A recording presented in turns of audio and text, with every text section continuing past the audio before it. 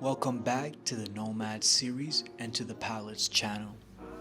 Who else but your boy AB here as we continue on with this condensed but sweet Tokyo trip.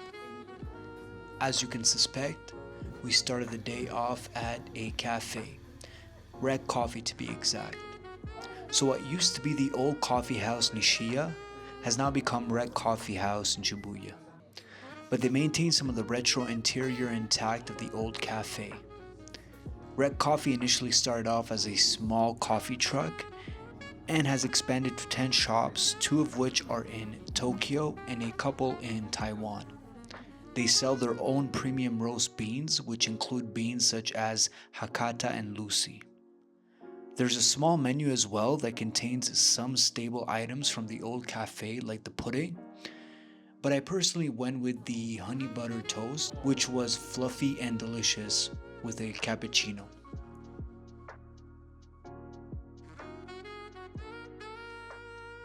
Literally across the street, there is Recoco Records Cafe.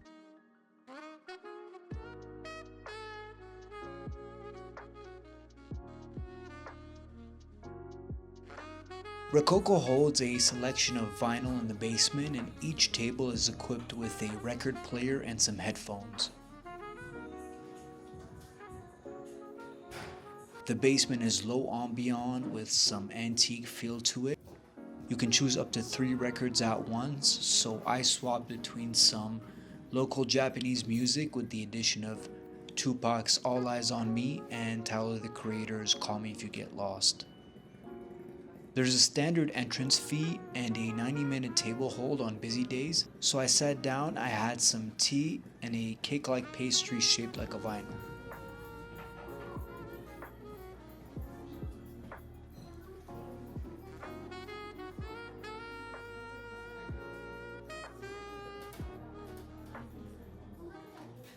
I don't know about you, but there's a certain appeal to artwork that used to accompany albums in the past that has somewhat been lost now due to streaming platforms. For instance, the Tupac album All Eyes on Me contained photo shoots by Shimudu of Tupac and the whole Outlaw Squad, and it adds a whole layer to the albums. We then head to Nephentes. So the shop holds all their subsidiary brands within the Nephentes house, such as Needles, Engineered Garment, and South to West Day. There's 2 stories to the shop, an upstairs which features stainless glass, and a downstairs with more products. So the story behind the shop dates back to 1982, when Shimizu and Suzuki, 2 acquaintances at the time who were employed at Redwood Store, a stock list of Americana bootwear. The 2 would travel to the States around 4 or 5 times a year in search of local factories, sports, and surplus stores to partner up with and sell within Japan. This led to the Nephentes aesthetic that we know of today. Then came the main label, Needles. Needles is mostly known for their Rebuild series, a chopped and screwed approach on clothes reappropriation. So they deconstruct a whole bunch of pieces and combine them into one. But besides that, there's also their more formal take on sweatpants that are common, and they do iterations and collaborations with many shops. Then comes Engineered Garments, which was established in New York in 1999 and operates out of Soho. It's a subline of the Nephentes house, which centers on quintessential American workwear with an emphasis on outdoorsmanship. The selection was depleted at this local shop, sadly, so I only copped some socks that were in collaboration with Hidden NYC.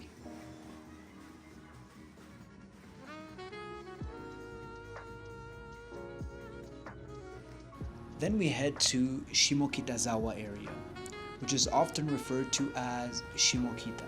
Shimokita is one of Tokyo's most eclectic neighborhoods and renowned for vintage fashion scene. My first stop was at Ragtag, a known shop within Japan because of their curated selections.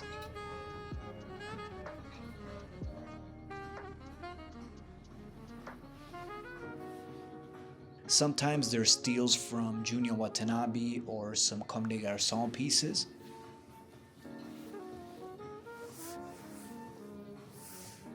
Honestly, you can spend hours within the Shimokita area from shop to shop if you know how to hunt.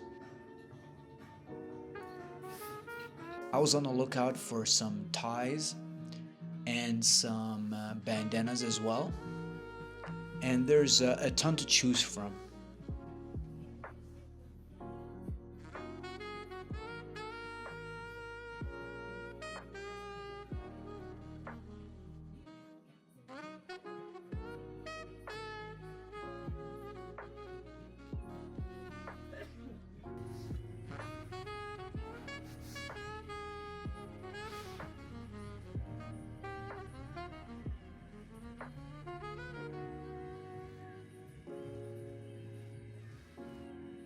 This shop, sadly, I don't know the name. I simply know the location, but it's manned by one person only, and all the stuff in there is handmade.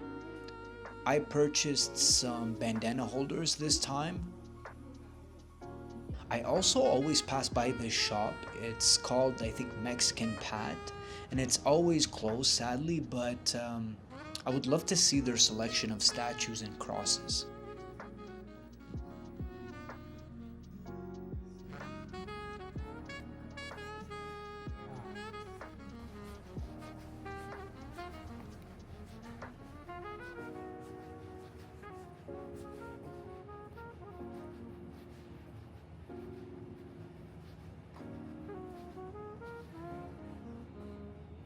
Now, one of the best shops, especially when it comes to surplus, is without a doubt Big Time. The selection is immense. Whether you're into 1950s rock or 1970s bohemian or 1990s grunge, you're surely to stumble on a dope piece or two.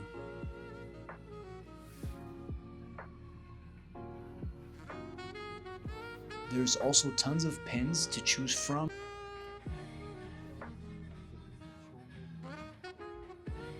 So this is the end of the episode.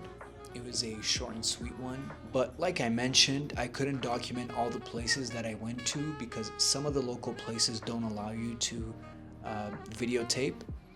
And also because I was so pressed on time, there's only a set amount of time that I can allocate between shops.